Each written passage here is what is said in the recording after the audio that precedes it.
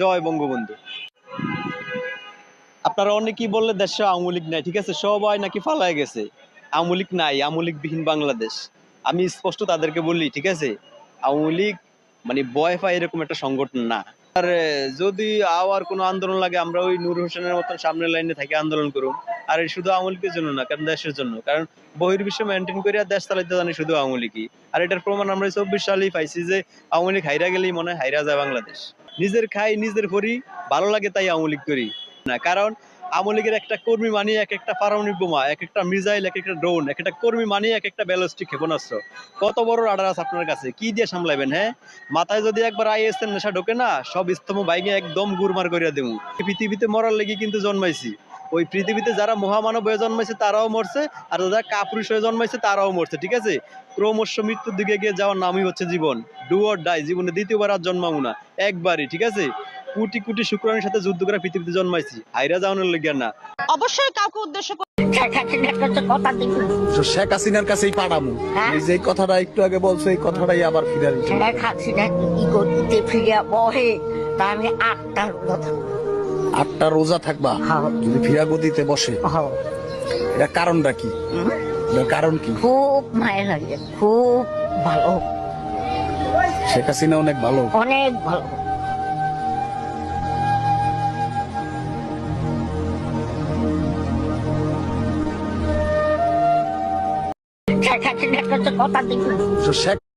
আমরা বর্তমান ভাতে পাই না, এমন অবস্থা শুরু হয়ে গেছে। দেখেন ভাই, আমরা গরিব মানুষ, আমরা একটা ভ্যান চলা দিন 300-200 টাকা কামাই করে 1 কেজি তেলের দামই, একদিন ভ্যান চালালে একদিন 1 কেজি তেলের দাম হয়, 1 কেজি আলু কিনতে পাই না। কার দিব বিচার? যারা করতেছে তারাই বিচারক। দেশের সরকারই তারা নিজেরা নিজে মনে করে, তারাই বিচারক মনে করে নিজেরা নিজে। জিনিসের দাম বেশি, যে কয়টা কামাই করি দিন পাতি চলে না। আয় উন্নতি কি দেখ করুম, গরিব মানুষের মানে দেখা যায় 100 মাছ কিনবান গেলি 250 টাকা 300 টাকা, কামাই করি 300 টাকা, তাহলে মাছ কিনুম কি দেয়া? হারা যাবে না তো, 100 গরুর মাংস কেনাই হারি না। তো এইতে গরিব মানুষের আঙ্গ অবস্থা। সরকার পাল্টে গেল, মনে করলাম জিনিসপাতির দাম কমবো, তখন আগের থেকে হেভি হইলো, সমান সমান নিয়ে। আমি তো দেখি প্রত্যেকটা সেক্টরে, প্রত্যেকটা ক্ষেত্রে এখনো সেই আগের থেকে আরো বেশি বৈষম্য চলছে। আওয়ামী লীগ সরকারের আমলে আমরা যে শান্তিটা পাইছি কোন সরকারের আমলে পাই নাই। আমাদের কাছে আওয়ামী লীগ সরকারই ভালো ছিল।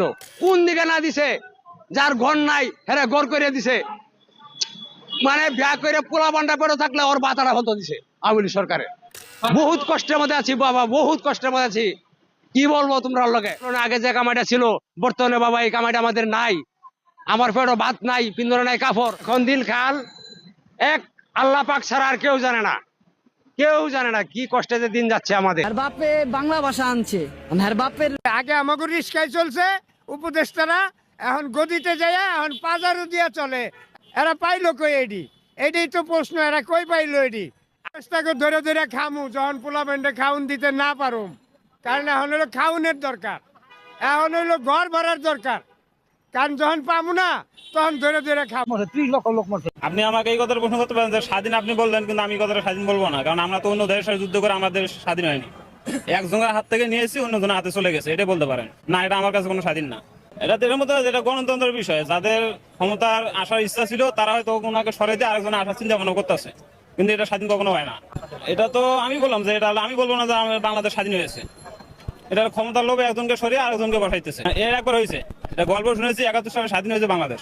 হ্যাঁ, এটা তো বললাম যে 24 এটা আমি স্বাধীনতা কখনো দিব, কারণ এটা অন্য দেশের সাথে আমরা যুদ্ধ করি নাই। আমি কেমনে বলবো এটা বাংলাদেশ স্বাধীন হয়েছে? এখন এটা বিষয় হচ্ছে, যেমন আগে সরকার ছিল, যে শোনা যাইতেছে আগে সরকার নাকি অনেক দুর্নীতি ছিল। দুর্নীতির কারণে ও সরকারকে সরিয়ে মনে করেন একটা অবতরণ সরকার বসে গেছে, তথাগত সরকার, যে ওনার থেকে ইনিও ভালো চালাইতে পারবে এই আশায় কিন্তু উনি বসে গেছে। কিন্তু এখন যেটা দেখা যাইতেছে যে ডক্টর ইউনূসও পারতেছে না, দেশ আগের থেকে অনেক পিছিয়ে গেছে। যেমন কোন আগে আমরা যে ইনকাম করতাম সেই ইনকাম এখন করতে পারি না। এখনো 75% লোক। এখন যদি আপনি কোন যে এইটা স্বাধীন হয়েছে 24 তারিখে, তা আমারে বুঝান আপনি কার বিরুদ্ধে হইলো এটা স্বাধীন হইলো? আমি আমার ভাইয়ের বিরুদ্ধে এটা স্বাধীন হইলো? প্রত্যেকটা ক্ষেত্রে গিয়া মানুষের কল্যাণের জন্য এই সরকার কিন্তু গরিবের মেহনতি মানুষের কল্যাণের জন্য কিছু করতেছে না। আগের সরকারই ভালো ছিল, তাহলে আমরা ওইটারে কেন হটাইলাম? এই বৈষম্য দূর করতে গিয়ে তো আরো বৈষম্য বাজাই লইছি অনেক। কারণ দেখেন আপনি চারিদিকে তাকায়া বৈষম্য রয়ে গেছে, আসলে বৈষম্য দূর করতে পারেনি। প্রত্যেকটা মানুষ না যে হাল হইতেছে বাজারে নিত্য প্রয়োজনীয় জিনিস। এই আওয়ামী লীগকে পছন্দ করে আগামী নির্বাচনে আমি মনে করি এই দেশে আওয়ামী লীগ থাকাই ভালো, কারণ শেখ হাসিনাই দেশের জন্য যা করে গেছেন।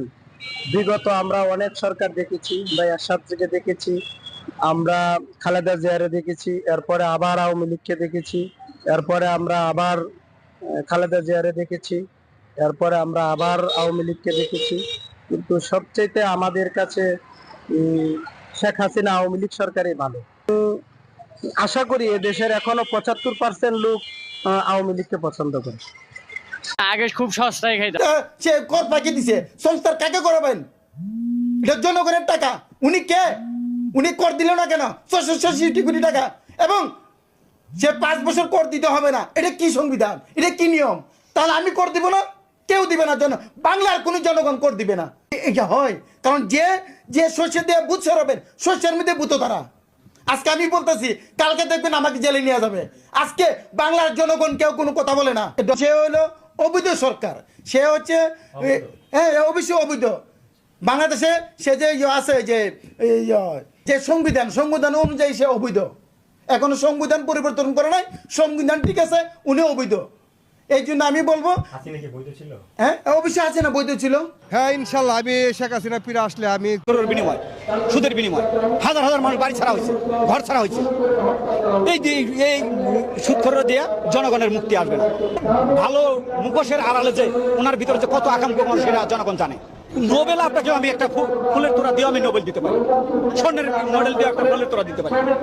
যদি ডক্টর ইউনূস জনগণের সরকার হতো, সর্বপ্রথম কাজ হতো দ্রব্যমূল্য ঊর্ধ্বগতিকে কমানো। আমাদের স্লোগানই হচ্ছে ভাত দে, কাজ দে, নইলে গতি ছাড়িয়ে দে। শিক্ষার্থীরা তো যা করতেই আছে, শিক্ষার্থীদের জন্য তো আজকে অত বুক দিয়ে আল্লাহর কাছে বিচার দিলাম বাবা, আল্লাহর কাছে এইটুকুই বললাম।